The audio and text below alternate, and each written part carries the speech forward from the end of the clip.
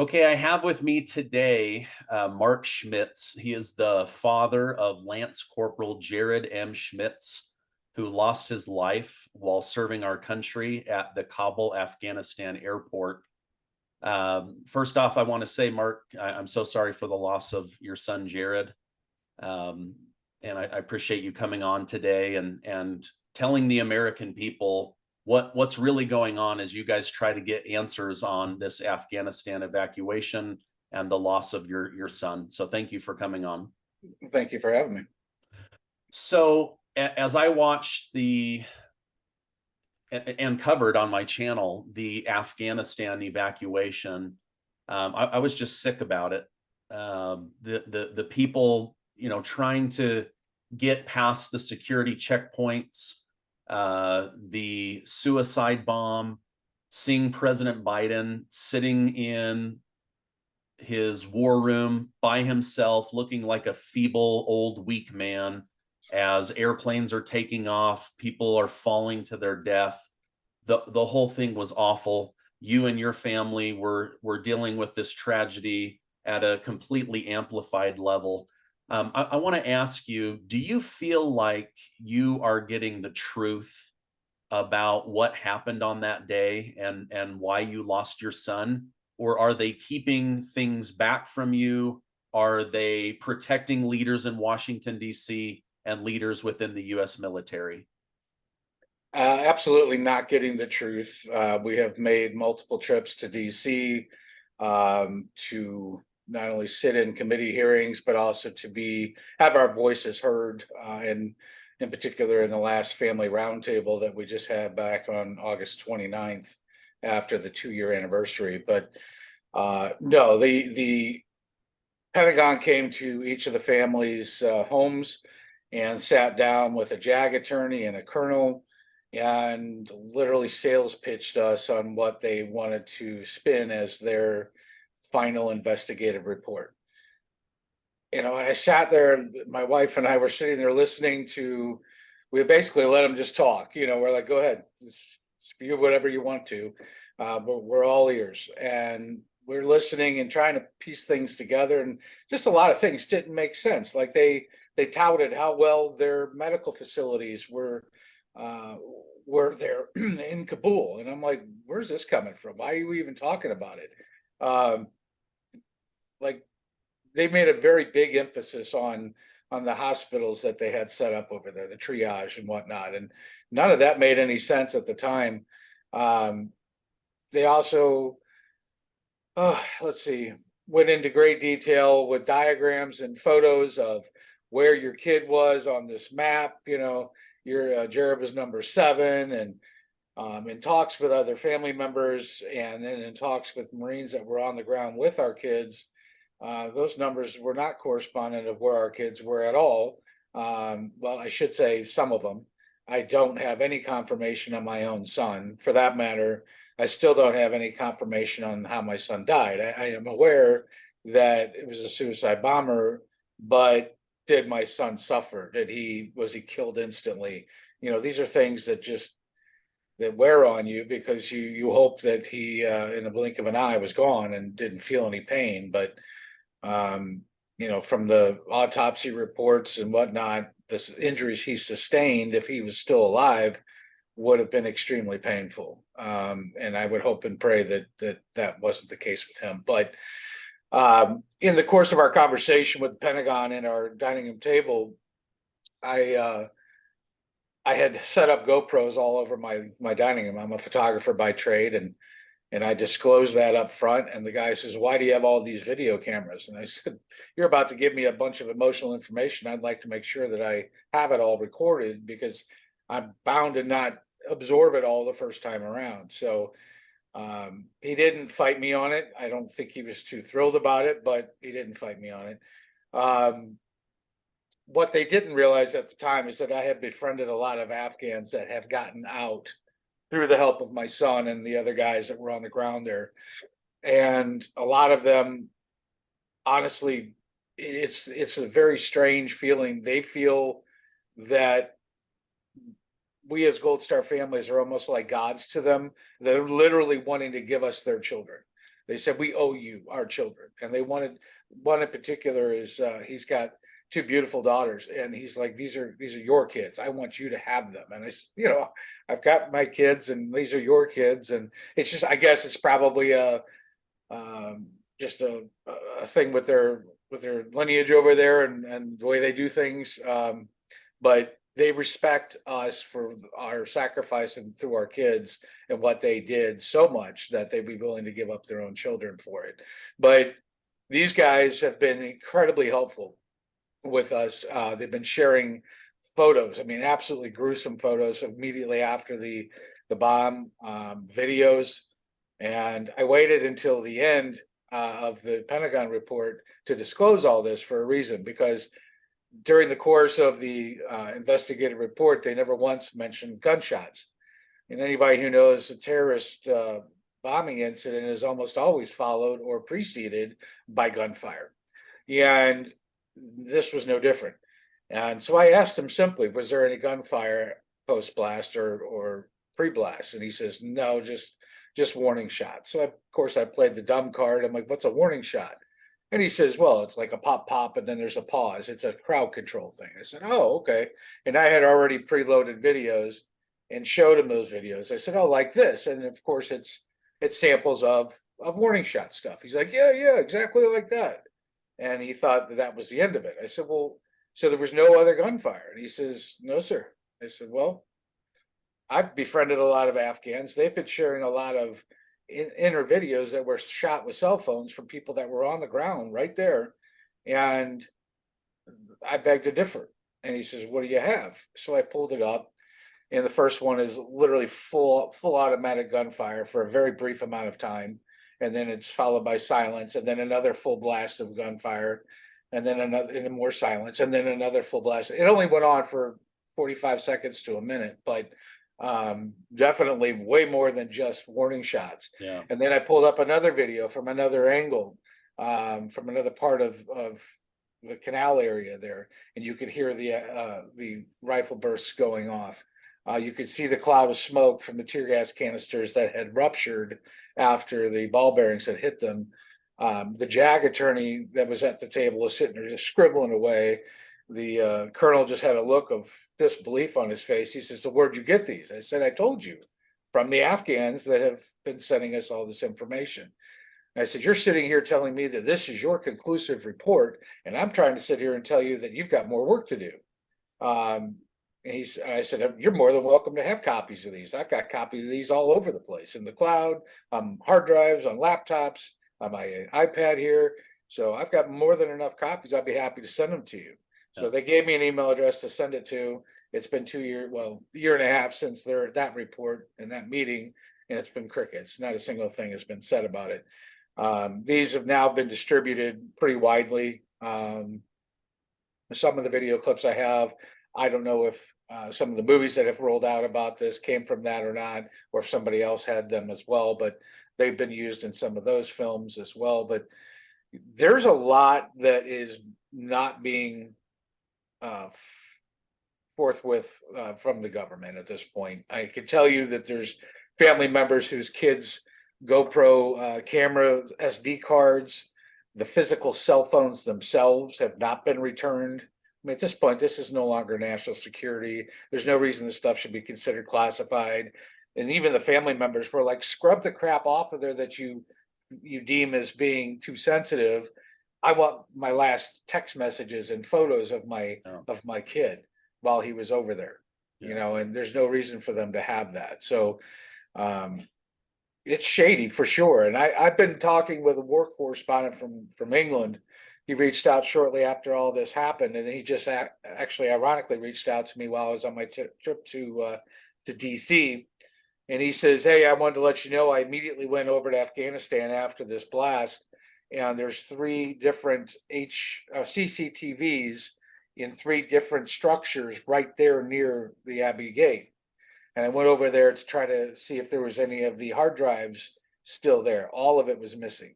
So I don't know if the Brits took it, if our guys took it, if the Taliban took it.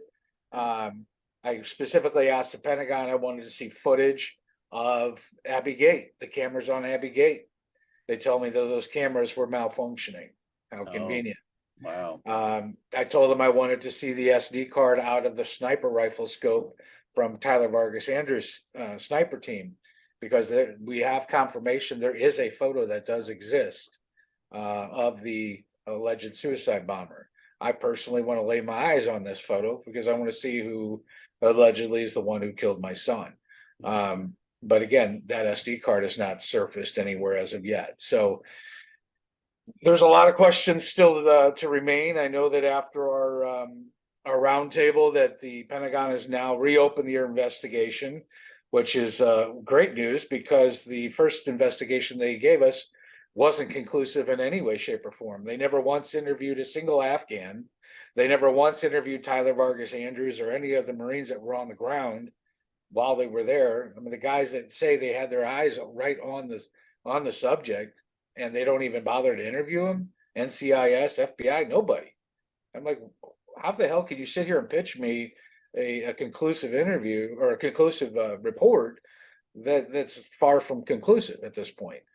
So not sure why they're covering what they're covering. I'm not sure whose butts they're trying to protect. Obviously, Biden's. I mean, that's been going on since the day he took office.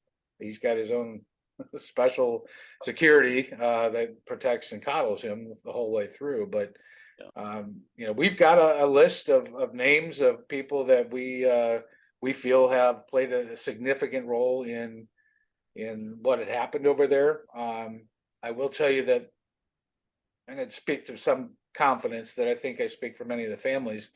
We pretty much realized that most of this was the problem was the suits and not the boots.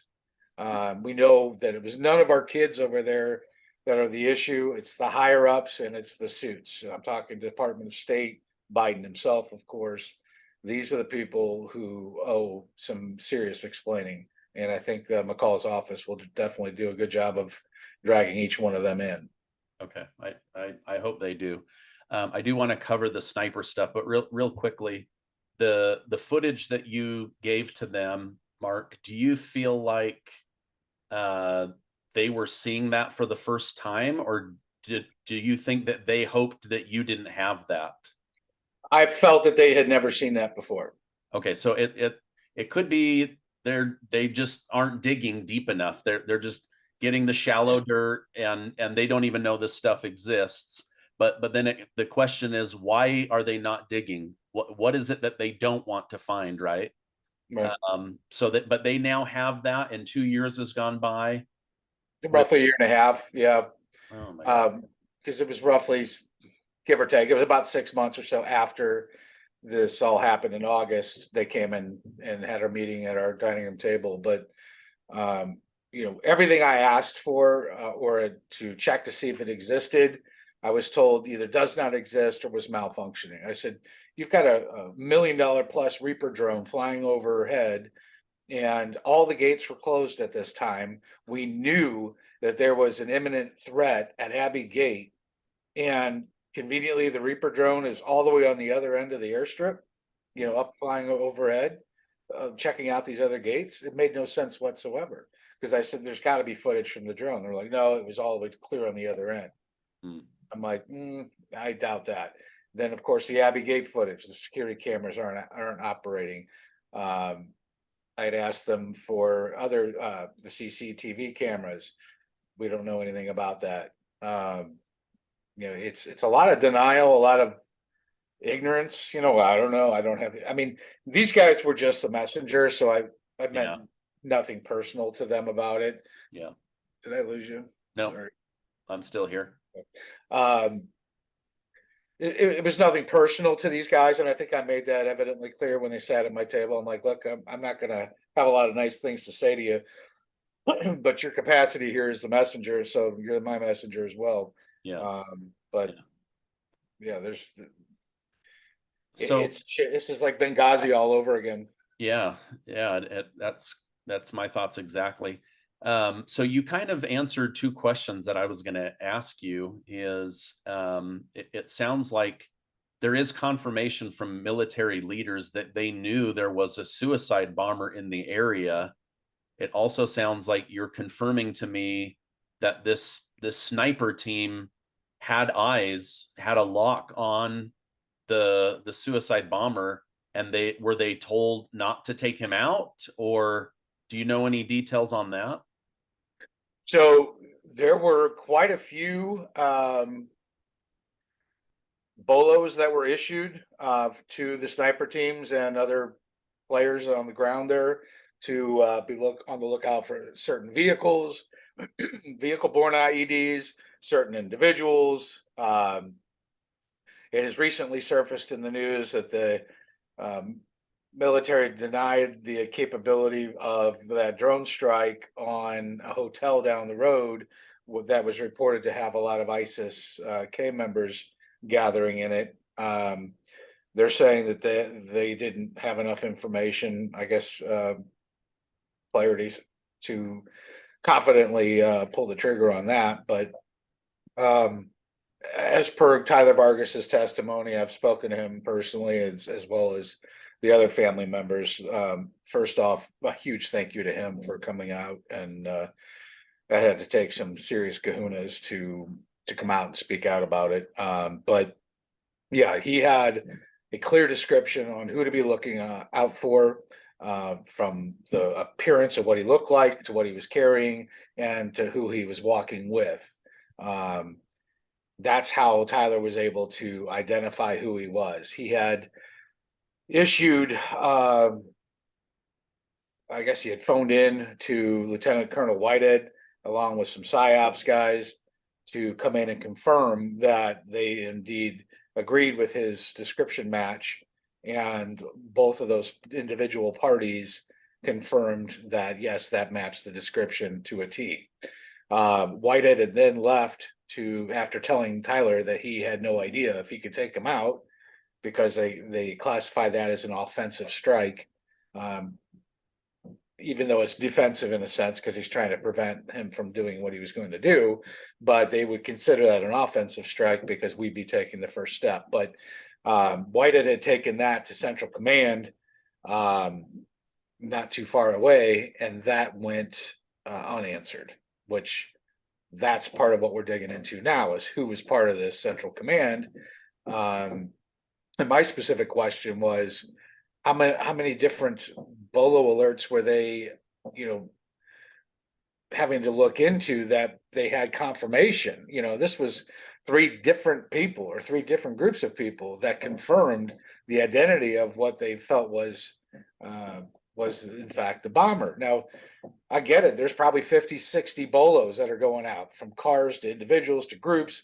Fine. But this one was clearly identified by 3 separate things and went completely unanswered. And the next thing you know, the guy is detonating his bomb. That to me is just an epic failure. Yeah. Who dropped the ball there? Who didn't feel it was worth looking into more? I mean, what is your purpose at Central Command? I would have thought that would have been, you've got 3 different, people telling you this is him. The rules of engagement that we have as a country, although admirable, you don't shoot unless you're being shot at, type of thing. Nobody planned for this, and we already knew that we had the threats of multiple different bombing situations, and nobody bothered to think ahead that, okay, well, if we are confronted with this situation, what do we do? Our rules of engagement would normally say you don't do anything until you're fired upon. Well, you got a suicide bomber, you're not going to get fired on, you're just going to get blown up. Yeah. So I'm shocked that, as powerful as our military is, that nobody spent the time trying to be planned for something like this. And there's Whitehead right there in the sniper tower going, I don't know, it blows my mind. And I'm not saying it's all his fault. I can't believe that they wouldn't have had a plan figured out for something like this. And then Central Command could have simply just made a quick phone call to the tower and been like, take him out, or not take him out. So inevitably, the drone strike was denied. His permission to fire was denied by an absence of an answer. And that's inexcusable in my book. Yeah. Many military analysts that I follow on different podcasts have said that the beginning of all of this chaos was from President Biden's order to abandon the Bagram Air Force Base. That happens in July. At this time, they're telling the military and President Biden, oh, the threat levels are mild, maybe to medium, but they abandoned this incredible, expensive, state-of-the-art for the area Air Force Base. And then my understanding is the Taliban comes in and they free between 5,000 and 7,000 Taliban prisoners of war that are in there. And out of that, one of those was the suicide bomber. Have you heard anything like that? That's correct. That's exactly what I've heard as well. Yeah.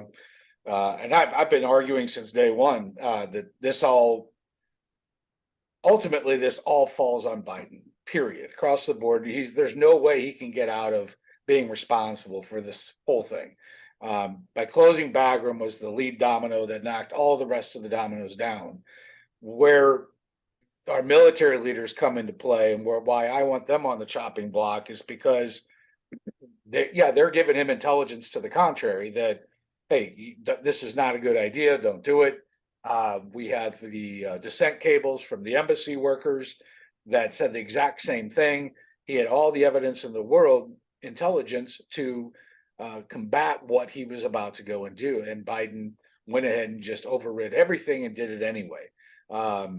Absolutely, completely intentional negligence. And that's where I think he needs to be held liable with our Constitution. He intentionally left an Air Force base fully loaded with weaponry and ammunition that literally was he knew eventually would have ultimately make it into the hands of the Taliban. All of our military leaders, our embassy workers are all telling him the same thing. He chose to ignore all of it, which means he intentionally armed and aided the terrorist group known as Taliban. Then he proceeds to leave U.S. civilians and allied partners behind. That is also a violation of our Constitution. So that's why I mentioned to McCall's office to look at Article 3, Sections 2 and 3 of our U.S. Constitution and bring up charges on Biden for that. I mean, it's clear cut. He could sit there and try to say, oh, I didn't think it was going to fall. I have met with some CIA operatives that literally told me, and I quote, if the military leaders or any of the top people want to tell you that they had no idea that Afghanistan was going to fall as quickly as it did, they are utterly and completely full of shit. And I said, and they still did it, and now they're sitting here claiming that they had no idea it was ever going to fall that fast. I mean, it's like they had a crystal ball into what they were going to say, because they've said exactly that. They're all claiming ignorant. But getting back to the generals for a second, when Biden made that decision to shut down Bagram in the middle of the night, the fact that the generals didn't right then and there slap their stars on that desk and say, I'm done, I'm out of this. This is all on you at this point. I'm resigning. They went along with it, and why are you going along with it? Probably because they're looking at their post-retirement speech dollars that they can earn. There's bigger, more important things here. And I would have hoped that they would have wanted to protect our kids. We raised them for 18 years and protected them as parents. We turned them over to our military to be trained into fighting machines, and you pray that they're going to protect them as well. Of course, they're in a line of work that, anything can happen, but this was not a combative situation. This was not a gunfight in the mountains. This was a humanitarian effort that turned into a complex attack because of the lack of preparedness by our government. Yeah. So they abandoned $85 billion worth of new military equipment. They abandoned a United States Air Force base where they could have done a more controlled and strategic evacuation. They allow up to 7,000 Taliban to get back into the streets.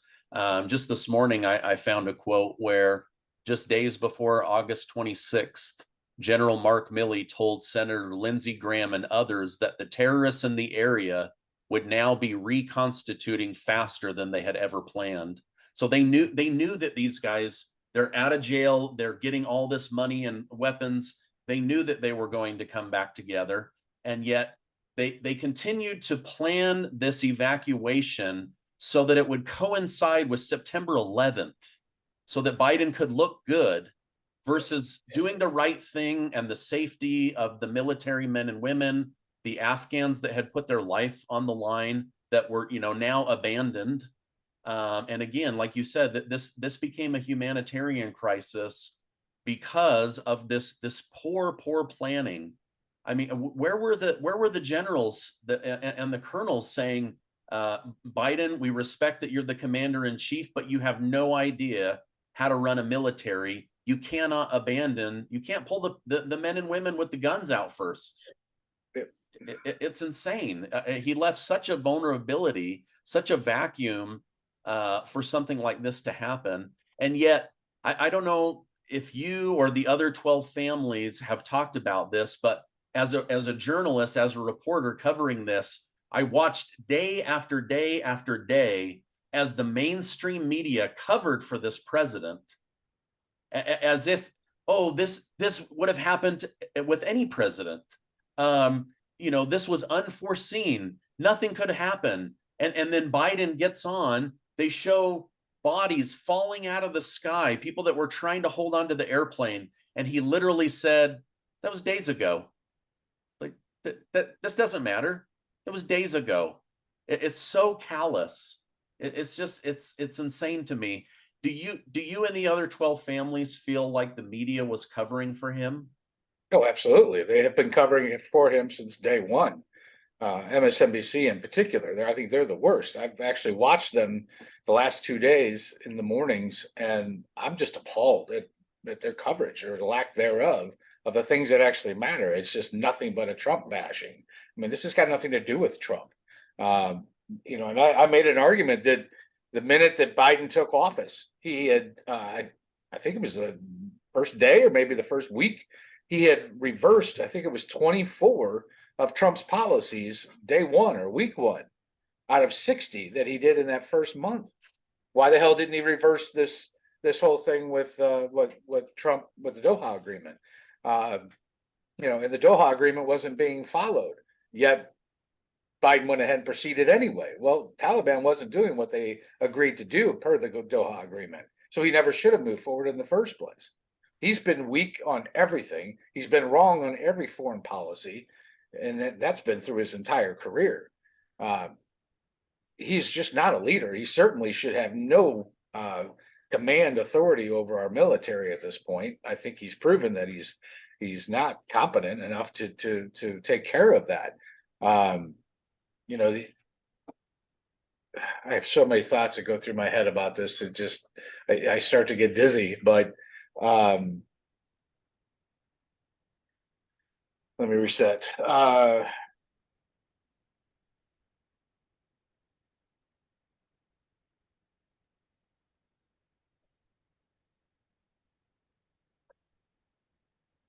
Let me ask you this. As you've met with people in Washington, D.C., the military, lawyers, these other 12 families that lost sons and daughters, do you think President Biden will ever be held accountable, or will they just try to cover his sins? I don't see Biden going down for this at all. What I think is most important to all of us as Gold Star families, is that the truth is written in the history books. This was not an extraordinary success. We don't even know the vast majority of those 120,000 people that got out of Afghanistan. We don't even know the vast majority of who they actually even are, or where they are for that matter. Were a lot of people evacuated? Sure, yeah. Could it have been done in a smarter and more organized way? Absolutely. And it should have been. These kids were, this is my son's first deployment. These kids weren't trained for this. They had no training for this whatsoever. and the vast majority of them were greenhorns. I mean, these are guys that never seen anything, and they're being thrusted into an impossible situation where the biggest problem, I think, is the Department of State. Personally, they were put in charge of this when, as soon as Kabul fell, the Department of State should have been off the ticket across the board. Other than there for vetting purposes, that's it. That they should have been hands off on everything, and DOD should have taken over. This at that point became a military mission. You know, you've got, we weren't, the DOD was there as in a support capacity to the Department of State. Neither one of them really knew what their roles were. That's how fucked up this was. That nobody knew who was in charge of what. And Department of State, you know, I've been reading a lot of books from guys that have written books about what have happened over there. I'm reading that the Department of State guys would clock in at 8, 9 o'clock in the morning and make sure they got their lunch break, and would clock out at 5 o'clock. It's like, what the heck? This isn't the DMV, for crying out loud. These are people's lives that are on the line, and they need to be vetted. Here's the Marines risking everything, you know, the heat and everything else, trying to pull these people out of a shit canal. And when 5 o'clock, when the bell rings or the whistle blows, you can bet your ass Department of State has left the grounds and have gone back to their place of rest and showers, and everybody else just has to sit there and be babysat overnight while we wait for these guys to roll in with their morning coffee. You know, it's time to clock back in again. It's like, I can't even fathom, and my heart breaks for God only knows how many. For last I heard was around 6,000 American civilians are still over there that never got out. And I mean, out of those 120,000, the percentage of those that should have been out is this big compared to what it should have been, from what I'm gathering. Yeah, they don't even know where a lot of these people are. They've not been vetted. No. You know, I read the media, you know, next thing you're seeing like people being raped, molested, fights happening in the cities that they were dropped off. And this is nothing against the people of Afghanistan, right? Like, you've met them, some of them incredible people. Yep. That doesn't mean that's who got onto those airplanes, because they were literally just saying, fill the planes and take off, fill the planes and take off. Yep. So let me wrap up with this, because this was something that I didn't fully understand, but something that really agitated me. I know that it agitated you as well. President Biden looking at his watch over and over again. Was that just during the ceremony, or was that as the flag draped coffins were coming off the transport? When was that? Every time a casket would come off, he would kind of look down the line and see what everybody was doing. And then obviously military was saluting.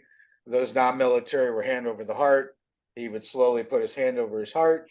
They would pass by.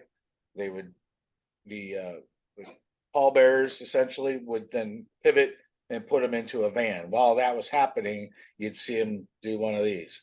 And that happened, it's been 2 years. It was either the first 4 or first 5 that I saw, and I couldn't look anymore. I stopped looking at Biden after that, so I can't attest to how many more times he did after that. But that's when I leaned into my ex-wife's ear and I said, I swear to God, if he looks at that fucking watch one more time, I'm gonna yell out, it's 2:30. And that's where that came from. I mean, it's there's really no words to explain how disgraceful, out of touch he was with that event as it was unfolding and happening right before our eyes.